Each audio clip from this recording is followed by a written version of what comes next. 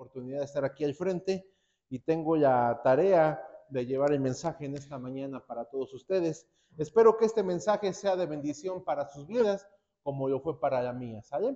Vamos a inclinar nuestros rostros y vamos a orar. Amado Padre Celestial, gracias te damos en esta mañana, primeramente porque nos concede, Señor, el hecho de estar vivos y de poder, Señor, estar aquí en este lugar, Padre Celestial, que representa un lugar importante y sagrado para nosotros, porque podemos experimentar tu presencia, Señor, y podemos darte gracias como congregación, podemos alabarte y podemos escuchar tu mensaje. Gracias te damos en esta mañana, Señor, hemos escuchado de boca de hermanos los milagros que has hecho esta semana y seguro todos, cada uno de nosotros puede hablar, Señor, de algún milagro, de algún acontecimiento que has hecho en su vida, Señor, de cómo lo salvaste, de cómo lo ayudaste. Gracias te damos por tu generosidad, porque jamás hemos merecido tu perdón y tu amor, Señor. Sin embargo, tú lo diste a cada uno de nosotros. Bendito seas porque eres bueno y generoso. Por último, Señor, te pedimos en esta mañana que bendigas el mensaje del día de hoy, que permitas que se dé de manera fluida, de manera natural y sobre todo que permitas que tu Espíritu Santo abra nuestros corazones y entendimiento para que podamos escuchar este mensaje, Señor, y podamos guardarlo en las tablas de nuestro corazón. Gracias te damos por todo, Señor, porque eres bueno y generoso. En Cristo Jesús, tu Hijo amado, te pedimos todo esto y te damos las gracias por todo, Señor. Amén. Antes de comenzar, hermanos, me gustaría confesarles que estoy bastante nervioso de estar aquí al frente. No sé, he tenido la oportunidad de dar la escuela dominical varias veces y no me he sentido tan nervioso como me he sentido cada vez que estoy aquí adelante. Espero desempeñarme de manera correcta y si usted ve que fallo en algo, una disculpa, es que a lo mejor el nervio me está ganando. Pero miren, quiero comenzar a hablar con ustedes acerca de un tema que creo que es importante y es decir, que todos estamos bajo autoridad. ¿Qué significa esto? Es el tema del día de hoy. Todos estamos bajo autoridad. ¿A qué significa esto? Miren, desde que yo era un niño, y miren, hace bastante tiempo que yo ya dejé de ser un niño, siempre soñé con tener poderes sobrenaturales. Por ejemplo, me hubiera encantado poder volar por mi propia cuenta, me hubiera encantado poder lanzar rayos para fulminar a algunas personas, me hubiera encantado leer la mente de los demás para poderme anticipar a lo que ellos estaban haciendo o lo que pretendían hacer. Me hubiera encantado controlar objetos con la mente para poderlos manipular sin tocarlos. Me hubiera encantado ser súper rápido y súper fuerte, sobre todo cuando en la primaria personas mayores me perseguían y me querían molestar. Y también en algunos momentos de mi vida me hubiera encantado poder borrar los recuerdos de la memoria de las demás personas, sobre todo cuando mis padres se acordaban que me había portado mal o también cuando mis maestros acordaban que tenían que reprobarme, me hubiera encantado tener ese poder de borrar la mente los recuerdos de las personas. Y miren, creo que esto es algo que comparten la mayoría de los niños a cierta edad, es algo que todos los niños a cierta edad comparten y de hecho muchas veces a mi edad, a esta edad que tengo, quisiera tener esos poderes o algunos de esos poderes, tal vez el de poder volar no, he desarrollado un sano miedo a las alturas, pero por los demás poderes que acabo de mencionar, seguramente quisiera seguirlos teniendo. Miren, este es el prototipo de héroe de acción que nos muestran o que nos dibujan en las películas. Y lo cual es correcto para un niño que no tiene conciencia, que es inocente y que aspira a las cosas que a lo mejor en su imaginación son correctas. Pero si nos vamos al hombre moderno, a lo que un hombre moderno tiene que cumplir como prototipo, a lo que la sociedad espera de un hombre moderno, podemos buscar que se buscan o que se le quieren dar otras cualidades. Por ejemplo, algunas cualidades que se le dan al hombre moderno son tener un buen gusto a la hora de vestir, poder prestar mayor atención a la estética, que tenga una atención muy refinada en cuestiones de estética, que sea caballeroso y que sea tolerante para con los demás, que tenga una excelente formación académica y profesional, que tenga un carácter aventurero y quizás hasta un poco rebelde, y que tenga integridad y valores.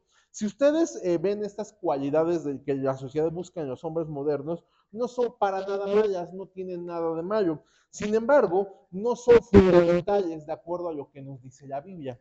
La Biblia, que es la palabra del Dios vivo, nos dice que hay otras cualidades que el hombre tiene que buscar en su corazón. ¿Sale? Quizás el esfuerzo más importante que dio nuestro Señor Jesucristo sea el Sermón del Monte. ¿Ustedes recuerdan ese sermón de qué hablaba? ¿Ustedes pueden recordar qué hablaba ese discurso? Bueno, quizás se acuerden de las famosas bienaventuranzas, que es como comienza este sermón. ¿Recuerdan, alguno de ustedes puede recordar alguna bienaventuranza? ¿Ustedes se las han aprendido, las han leído? ¿Alguna vez lo han recordado? ¿Recordarán las tres primeras? Si no es así, no se preocupe, están en Mateo 5. No le pido que lo busque, lo vamos a leer aquí entre todos juntos y quizás podamos, cuando empiece yo a leerlas, usted pueda recordarlas, ¿sale? Mire, bienaventurados los pobres, dice la primera bienaventuranza, los pobres en espíritu, porque de ellos es el reino de los cielos, ¿no?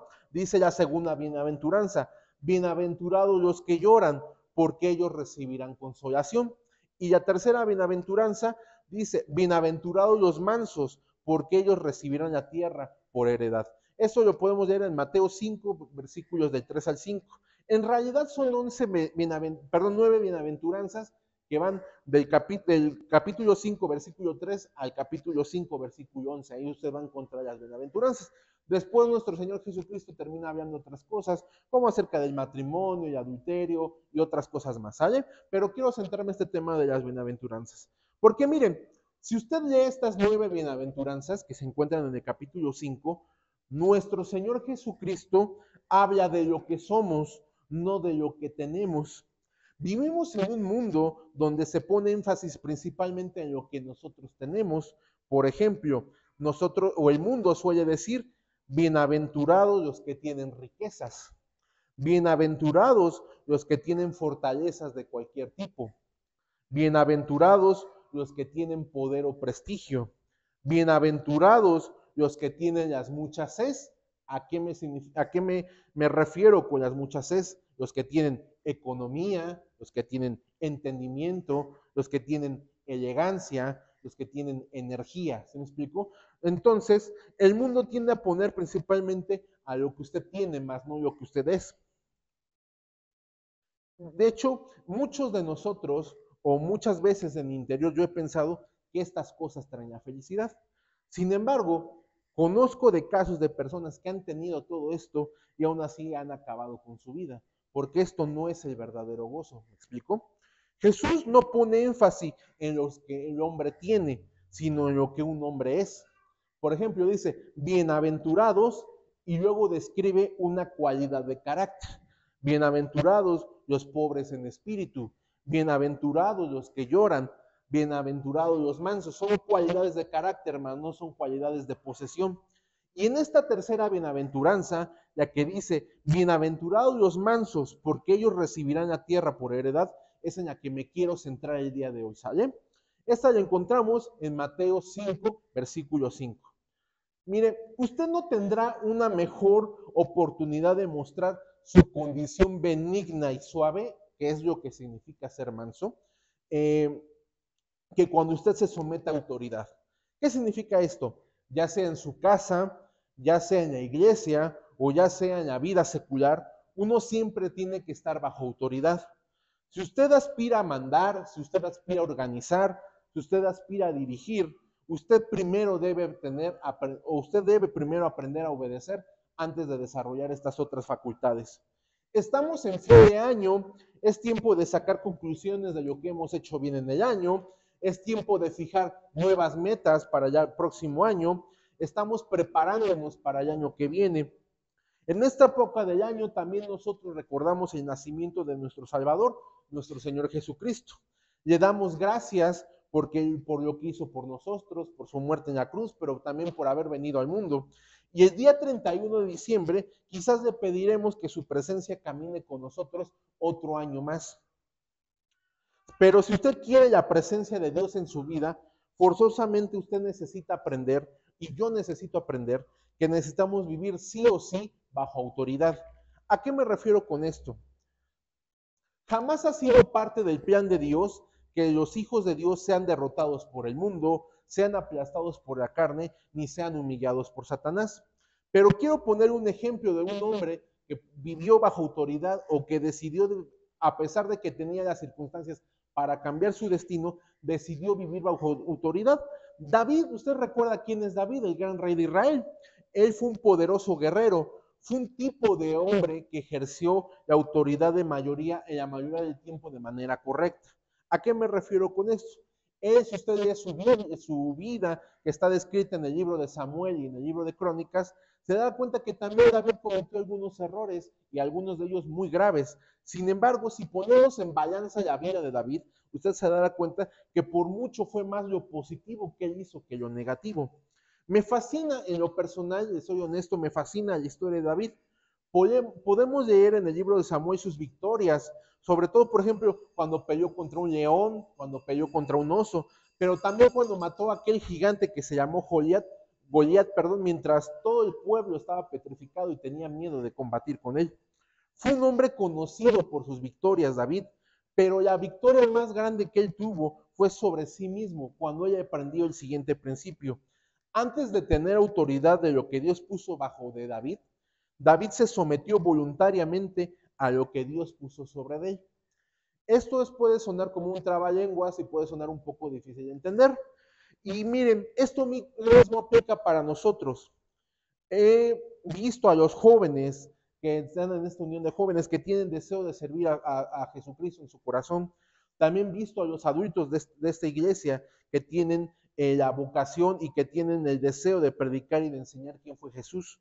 Pero nunca estaremos bajo autoridad si no aprendemos que nunca estaremos sobre las cosas que Dios ha puesto bajo nosotros hasta que no podamos entender o hasta que no podamos desear estar bajo las cosas que Dios ha puesto sobre nosotros. ¿Vale? Lo vuelvo a repetir porque es un poco complicado, pero lo quiero volver a expresar. Nunca estaremos sobre las cosas que Dios ha puesto bajo nosotros hasta que no deseemos estar bajo las cosas que Dios ha puesto sobre nosotros. ¿A qué me refiero? Este es el tema del día de hoy. Vamos a revisar el comportamiento de la vida de David en el siguiente pasaje. Ustedes sigan con calma, por favor, primera de Samuel o primer libro de Samuel, capítulo 24, pasajes del 1 en adelante, ¿sale? El primer libro de Samuel, capítulo 24, versículos del 1 en adelante. Yo le voy a dar, a continuación, yo voy a leer y trataré de explicar a qué nos referimos con esta historia. Primer libro de Samuel, capítulo 24, versículos del 1 en adelante. La palabra de Dios expresa: cuando Saúl volvió de perseguir a los filisteos, le dieron aviso diciendo: he aquí, David está en el desierto de Engadi. Y tomando Saúl 3,000 hombres escogidos de todo Israel, fue en busca de David y de sus hombres, por las cumbres de los peñascos de las cabras monteses. Y cuando llegó a un redil de ovejas en el camino, donde había una cueva, entró Saúl en ella para cubrir sus pies. Cubrir sus pies es un eufemismo que ocupa la Biblia para decir que estaba haciendo sus necesidades biológicas. Y David y sus hombres estaban sentados en los rincones de la cueva. Entonces los hombres de David le dijeron: he aquí el día de que te dijo Jehová: he aquí que entrego a tu enemigo en tu mano, y harás con él como te pareciere. Y se levantó David y calladamente cortó la orilla del manto de Saúl. Después de esto se turbó el corazón de David, porque había cortado la orilla del manto de Saúl, y dijo a sus hombres: Jehová me guarde de hacer tal cosa contra mi señor, el ungido de Jehová, que yo extienda mi mano contra él, porque él es el ungido de Jehová. Así reprimió David a sus hombres con palabras, y no les permitió que se levantasen contra Saúl, y Saúl, saliendo de la cueva, siguió su camino. También David se levantó después y, saliendo de la cueva, dio voces detrás de Saúl diciendo: mi señor el rey. Y cuando Saúl miró hacia atrás, David inclinó su rostro a tierra e hizo reverencia. Y dijo David a Saúl: ¿por qué oye las palabras de los que dicen: mira que David procura tu mal? He aquí han visto hoy tus ojos cómo Jehová te ha puesto hoy en mis manos en la cueva. Y me dijeron que te matase, pero te perdoné, porque dije: no extenderé mi mano contra mi Señor, porque es el ungido de Jehová.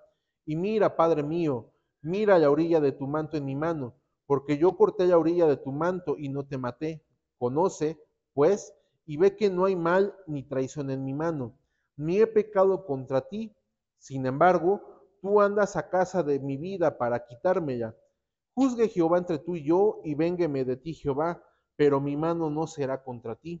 Como dice el proverbio de los antiguos: de los impíos saldrá la impiedad, así que mi mano no será contra ti. ¿Tras quién ha salido el rey de Israel? ¿A quién persigues? ¿A un perro muerto? ¿A una pulga? Jehová pues será el juez, y él juzgará entre tú y yo. Él vea y sustente mi causa y me defienda de tu mano.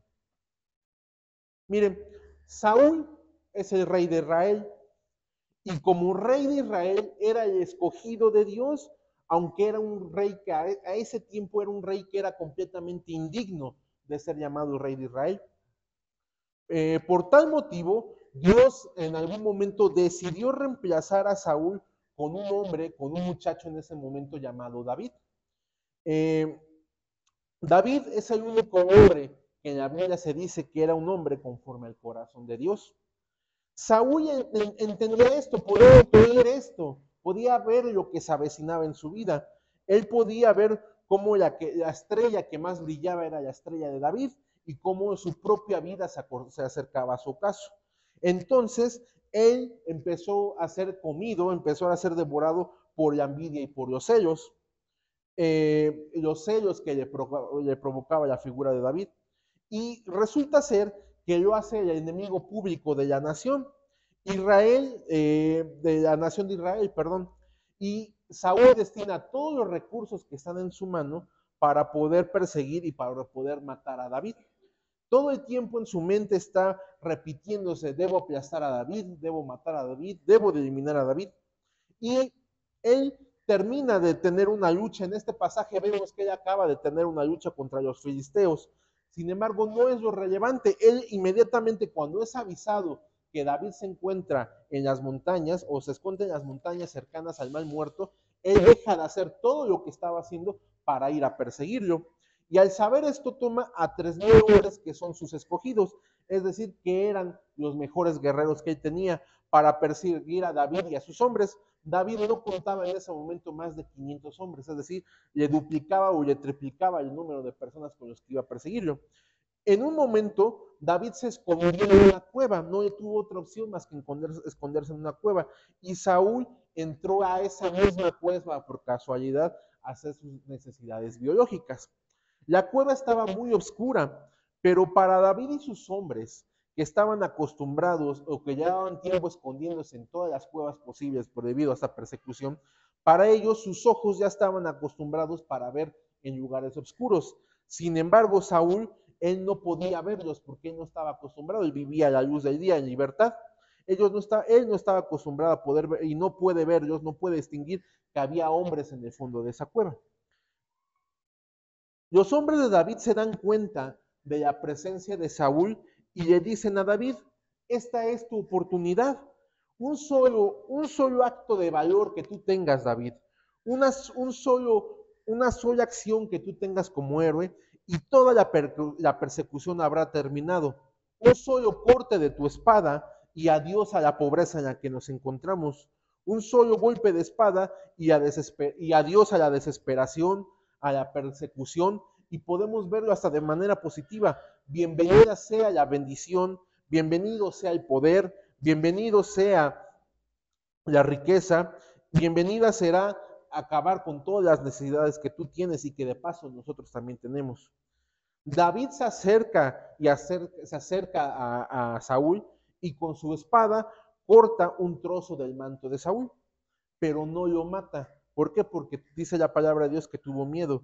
David podemos entender que estuvo muy cerca de Saúl, completamente cerca, aunque Saúl nunca se percató. Después de que Saúl termina de hacer lo que estaba haciendo en la cueva, él sale. David espera un poco de tiempo y cuando la distancia es segura, también David sale y habla con Saúl. Y entonces le dice, hey Saúl, mi señor, el rey, mira lo que tengo. Y le enseña el trozo de manto que él había cortado. Esto mismo podría haberte pasado a ti, sin embargo no lo hice. Ese es el trasfondo de lo que estamos hablando en este versículo. Por lo anterior quisiera leer o quisiera comentarles algunos puntos importantes. El primero de ellos que nos enseña es que debemos de reconocer la autoridad. ¿A qué me refiero con esto? Primer libro de Samuel, capítulo 24, versículos del 5 al 6. Los versículos del 5 al 6 dicen, después de esto se turbó el corazón de David, porque había cortado la orilla del manto de Saúl, y dijo a sus hombres, Jehová me guarde de hacer tal cosa contra mi señor, el ungido de Jehová, que yo extienda mi mano contra él, porque él es el ungido de Jehová. David entendió que él tenía una autoridad mayor que él y esa autoridad era el rey Saúl. Saúl incluso buscaba acabar con la vida de David. Saúl era un rey indigno, pero seguía al final del cabo, seguía siendo el rey de Israel. De hecho, si usted lee más adelante en el capítulo 29 de Primera de Samuel, o del primer libro de Samuel, usted también va a poder leer que David tuvo otra, al menos otra oportunidad para acabar con la vida de Saúl, por medio de un hombre que se llamó Abisai. Abisai fue el jefe militar de Saúl, perdón, de David. Pero David tampoco aprovecha esta oportunidad o tampoco quiso ocupar esta oportunidad por temor a rebelarse a lo que Dios había puesto delante de él. Y usted se podrá preguntar, esa es una historia muy bella y es muy bonita, pero ¿cómo aplica mi vida el día de hoy? Les invito a que por favor alguien busque Romanos capítulo 13, la carta a los Romanos capítulo 13 y lea por favor los versículos del 1 al 5. La carta a los Romanos capítulo 13 versículos del 1 al 5. Si alguien me puede hacer favor de leerla. Carta a los Romanos capítulo 13 versículos del 1 al 5.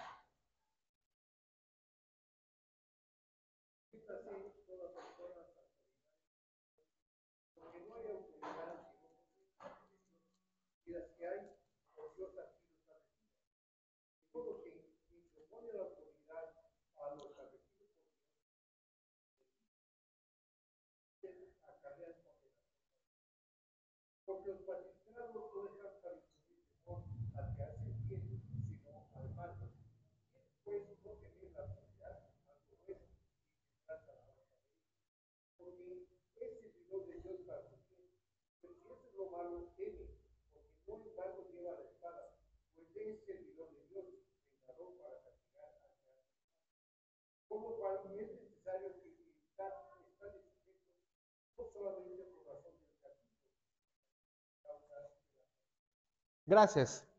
Cuando nosotros nos rebelamos contra las autoridades que Dios ha puesto sobre nuestra casa, por ejemplo, nuestros padres, nuestros abuelos, en nuestra iglesia, por ejemplo, el pastor, los diáconos y todos aquellos hermanos que tienen comisiones, o incluso aunque no tengan una comisión, simplemente aquellos hermanos que son mayores a nosotros y que también algunas veces nos rebelamos en la vida secular, puede ser autoridades civiles, puede ser autoridades en nuestro trabajo, etcétera, policías, etcétera, en cualquier situación, cuando nosotros nos rebelamos contra las autoridades que Dios ha puesto sobre nosotros, nos rebelamos contra Dios mismo. ¿Por qué? Hubo un tiempo en el que Dios le habló al mismo Saúl por medio del profeta Samuel y Saúl desobedeció y Dios lo desechó. ¿A qué me refiero con esto? ¿Alguien puede leer Primera de Samuel capítulo 15 versículo 23? Ustedes van a leer en ese pasaje lo que Samuel le dijo a Saúl por medio de, perdón, lo que Dios le dijo a Saúl por medio de Samuel. Primera de Samuel, perdón, primer libro de Samuel, capítulo 15, versículo 23, por favor.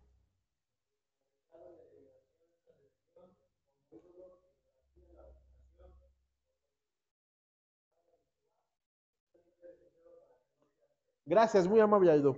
Si usted tiene el espíritu o si yo tengo el espíritu de rebelión, estamos practicando un pecado que es equivalente a la adivinación. Si lo pensamos bien, hermanos, ¿qué fue lo que hizo el diablo? El rebelarse delante de Dios ayer.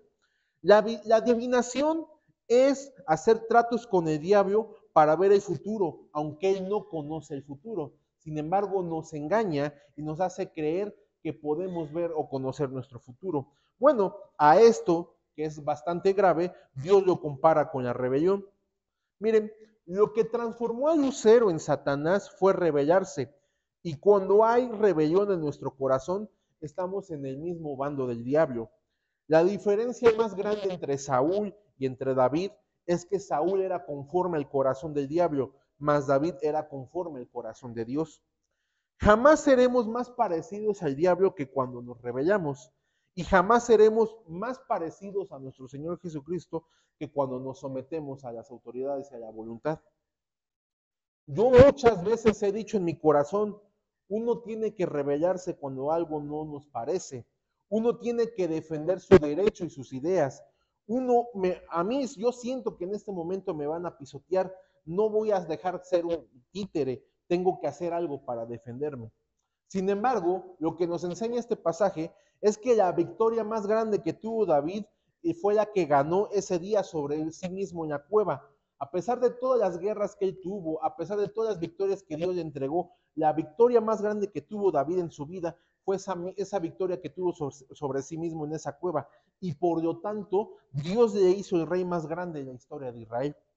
Ojo, David no aprobó lo que Saúl hacía, por eso él guardaba la legítima esperanza de que Dios lo redimiría. David entendió que este principio, el principio de que todos que tenemos que reconocer la autoridad, y entendió que Dios le permitió gobernar a Saúl antes que él, y en cambio de eso, cuando Dios le da su oportunidad, Dios le permitió gobernar con gran poder y con gran autoridad.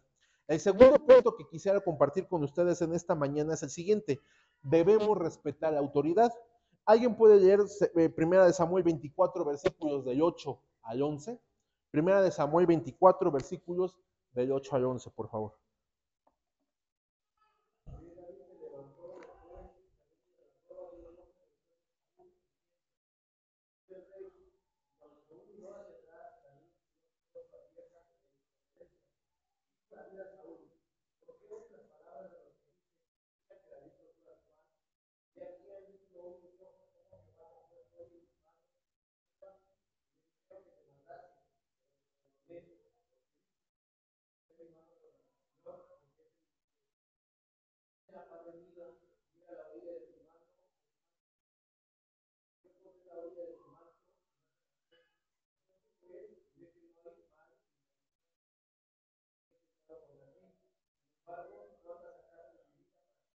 Gracias, muy amable hermano. Aquí tenemos un hombre respetando la autoridad. Saúl, como yo he repetido anteriormente, era una autoridad completamente indigna, pero no dejaba de ser autoridad. David reconoció esa autoridad e inclinó su rostro a él y le llamó por el título que Saúl merecía: mi señor el rey. Hasta incluso le dio el beneficio de decir, le dio el beneficio de la duda y decir: quizás los que hablan mal de mí son los que te malinforman y tú no conoces en realidad la situación que está pasando. David jamás aprobó la conducta de Saúl y no la podía aprobar por una sencilla razón: atentaba contra su propia vida. Sin embargo, él confió en que Dios pusiera todas las cosas en su lugar. ¿Me explico? Que Dios acomodara todas las cosas y que Dios fuera el final y que lo redimiría. Por eso dice: confío en que Dios resolverá esta situación en mi favor. Cuando le dice: Jehová sea el juez y juzgará entre tú y yo. ¿Saben? Miren, yo tengo actualmente a mi cargo la escuela dominical en esta iglesia. Supongo que no lo he hecho tan bien durante este año que he estado a cargo, donde la mayoría de las veces las personas que estamos aquí no somos ni el 10% de las que estamos en la escuela dominical. Seguramente hay muchas cosas que todavía tengo que perfeccionar, al menos durante el tiempo que me permitan estar al frente.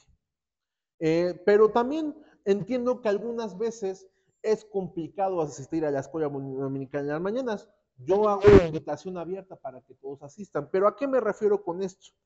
Quizás algunos tengan conflicto con los horarios. A mí lo personal me cuesta demasiado levantarme por las mañanas. Es algo que es muy, muy difícil para mí. Quizás otros, por la distancia, les cueste trabajo llegar a tiempo. Me recuerdo, por ejemplo, a nuestro hermano Alejandro, que vive demasiado lejos de aquí y que muchas veces por temas de tráfico y distancia le cuesta trabajo llegar. Algunos otros hermanos podrán llegar un poco tarde por temas de transporte. Muchas veces el transporte no está disponible o no es el que nosotros quisiéramos para poder llegar. Pero quizás alguno de ustedes en esta mañana, ustedes crean que estoy haciendo un mal trabajo en la escuela dominical, y puede ser que sea cierto. Quizás usted en esta mañana piense que yo no tengo o que no merezco estar en este lugar hablando a través de este micrófono. Quizás porque no les pido confianza ni en lo público ni en lo privado. Quizás en algún momento yo fui grosero, quizás en algún momento fui omiso, quizás en algún momento fui déspota o cualquier cosa insultante que pudiera hacer para con usted. Quizás cometí un error o lo lastimé sin siquiera haberme dado cuenta, o quizás lo hice con toda la alevosía y ventaja. Y usted se puede sentir legítimamente indignado y molesto en su corazón de por qué yo estoy participando aquí. Antes que nada, hermanos, si esta es una situación, si esto es una situación que sea cierta para alguno de ustedes, quisiera ofrecerles una disculpa. Si hay una forma en la que yo pueda enmendar ese error, con gusto lo hago. Pero lo que quisiera más importante eso es transmitirle que no manche ni marchite su corazón por mi culpa. El venir a la iglesia debe ser una experiencia liberadora, debe ser una experiencia enriquecedora y debe ser una experiencia de comunión entre unos con otros y también para con nuestro Dios. Hablo de la iglesia porque es un punto común que todos nosotros tenemos. ¿Vale? Ninguno de nosotros explica su presencia en este lugar si no es por nuestro Señor Jesucristo. De lo contrario, estaríamos haciendo cualquier otro tipo de actividad en cualquier otro tipo de lugar, pero no estaríamos aquí reunidos si no fuera por la presencia y porque todos tenemos un solo pensamiento, que es nuestro Señor Jesucristo. Él es quien nos une en este momento. Pero también quizás usted sea una figura de autoridad o usted siente en su corazón que usted está siendo oprimido por alguna autoridad en esta iglesia, en su casa, en el trabajo, en cualquier situación. Pero le invito a algo, en vez de tratar de rebelarse, en tratar de hacer las cosas diferentes, le invito a que dé gracias a Dios, primeramente, por ejemplo, por su familia, aunque esté pasando dificultades en su casa, ¿no? Que usted dé gracias porque usted tiene una familia o porque pertenece a una familia. Para los hermanos, para muchos hermanos a lo largo de la historia de esta iglesia, este lugar y este grupo de personas han sido su verdadera familia. Muchas veces muchos lo han expresado. Dele gracias a Dios por su trabajo. Yo entiendo que el trabajo, o al menos así yo siempre lo he visto yo, siempre lo he visto que no es algo agradable, pero hoy en día puedo entender que el trabajo es una bendición. Muchos de nosotros o muchas personas afuera no tienen trabajo y el trabajo es una bendición que Dios le da. Es una carga, pero también es una bendición. Quizás usted esté pasando momentos difíciles en su trabajo, quizás usted pasando por situaciones económicas complicadas, quizás usted está pasando momentos en los que usted está siendo sometido a una presión que usted no merece. Y quizás usted pasando por una situación en la que usted no tendría por qué estar en esa situación, sin embargo, Dios sabe todas las cosas.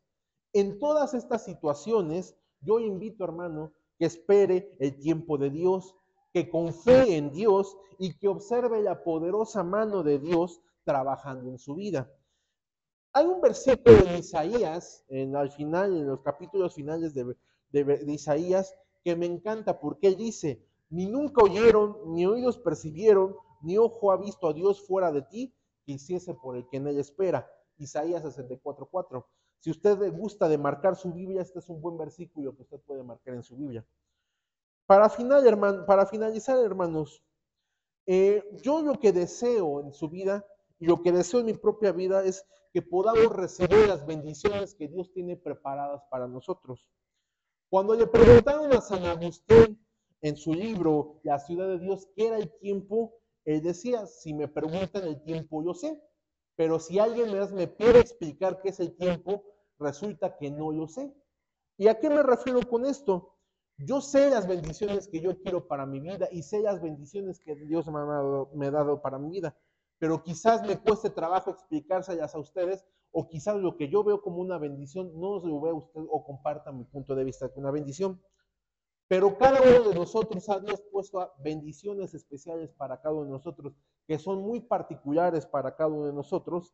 Y entonces mi deseo es, hermano, que en esta mañana y que a partir del día de hoy nosotros podamos alcanzar las bendiciones que ha puesto Dios para nosotros, pero primero para poder tocar esas bendiciones, primero tenemos que aceptar lo que Dios ha puesto sobre nosotros, es decir, la autoridad que Dios ha puesto sobre nosotros, primeramente empezando por Él mismo, pero también por nuestros padres, por nuestros hermanos, por nuestros líderes y por nuestro trabajo.